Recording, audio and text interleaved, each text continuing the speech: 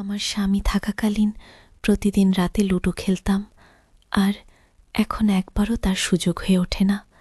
তাই আমি এখন খুব অস্থির হয়ে পড়ি এবং আমাকে এখন সারাদিন খুব কষ্টের মধ্যে কাটাতে হয়। কিন্তু 5 মাস পর হঠাৎ একটি সুযোগ পেলাম। আমি রাতে শ্বশুরের রুমে গেলাম। আমি বললাম, শ্বশুরজি, আমি চাই আপনি আজ রাতে আমার সাথে লুডো খেলুন। তারপর আমাকে হ্যালো বন্ধুরা, আজকের গল্পে আপনাদের সবাইকে জানাই স্বাগতম। আমার নাম রূপালী এবং আমার বয়স এখন 21 বছর। আমি একটি সুন্দরী বিবাহিত যুবতী। আমার উচ্চতা 5 ফুট 7 ইঞ্চি এবং গায়ের রং উজ্জ্বল। আমার শরীর সম্পূর্ণ খোদাই করা মার্বেলের মতো। আমার বিয়ে হয়েছে 1 বছর এবং আমার একটি ছেলে আছে। ছেলেটির বয়স 6 মাস। যখন আমার ছেলে 4 মাসের ছিল, তখন স্বামীর চাকরির বদলির কারণে বিদেশে যেতে হয়। তিনি 1 বছর পর পর ভারতে আসতে পারতেন। তাই তিনি আমাকে এবং আমার 4 মাসের ছেলেকে একা রেখে গিয়েছিলেন। আমি একা থাকতে চাই না, তাই আমার শ্বশুরকে আমাদের সঙ্গে থাকার জন্য বলেছিলেন। আমার স্বামী শাশুড়ি মারা যাওয়ার পর তিনি আমাদের থেকে আলাদা গ্রামে একাই থাকতেন। তখন তার বয়স ছিল 48 বছর। শ্বশুর অবসরপ্রাপ্ত হলেও একাই গ্রামে কৃষিকাজ নিয়ে জীবনযাপন করছিলেন এবং গ্রামের বিশুদ্ধ পরিবেশের কারণে তার শরীর খুব বেশি বহুল ছিল এবং এই বয়সেও তাকে 28 বছরের যুবকের মতো মনে হতো। আগে যখনই তিনি শাশুড়ির সাথে আমাদের শহরের বাড়িতে আসতেন, আমার স্বামী চলে যাওয়ার পর প্রতিবেশীরা তাকে আমার স্বামীর বড় ভাই মনে করতেন, কারণ তিনি গত 7 মাস ধরে আমাদের সাথেই ছিলেন।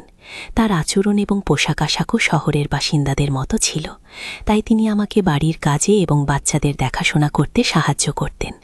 বিয়ের পর আমরা অনেক দিন একসাথে ছিলাম। এখন প্রায় 7 মাস হয়েছে আমার স্বামী আমেরিকায় চলে গেছে। এই জন্য শ্বশুরজি আমাদের বাড়িতে এখন এসেছেন। এই 7 মাস আমি এক রাতে লুডো খেলতে পারিনি। আমার স্বামী থাকাকালীন প্রতিদিন রাতে লুডো খেলতাম, আর এখন একবারও তার সুযোগ হয়ে ওঠে না।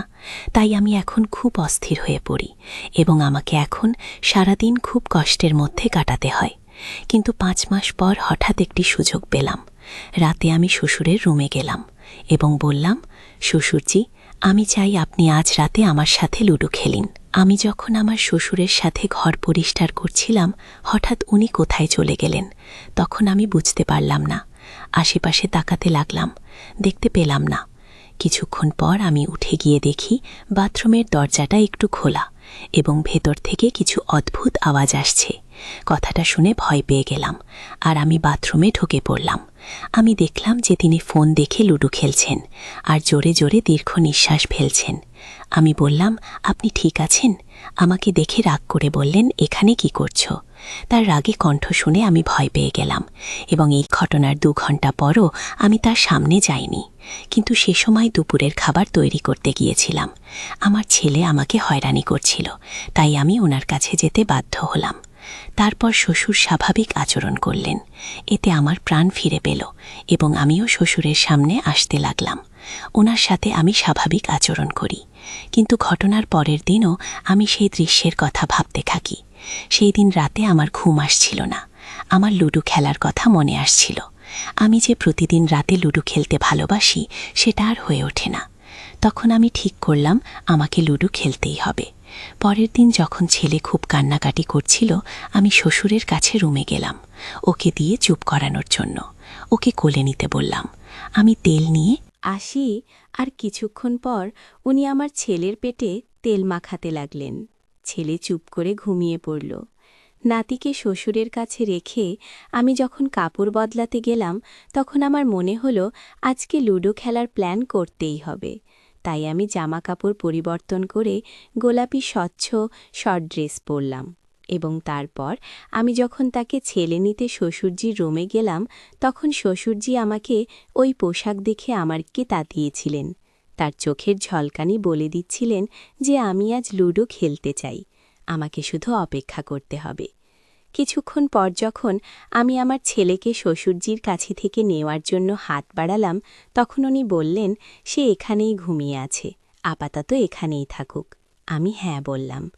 আমি ঘুমাতে পারছিলাম না, তাই এইভাবে ঘুরতে থাকলাম অনেকক্ষণ। তারপর মনে পড়ল যে আমি আমার ছেলেকে খাওয়াইনি। আমি ওকে শ্বশুরঠে ঘরে গিয়ে দেখি সেও ঘুমাচ্ছে। তখন মনে হলো আমারও ঘুমানো উচিত।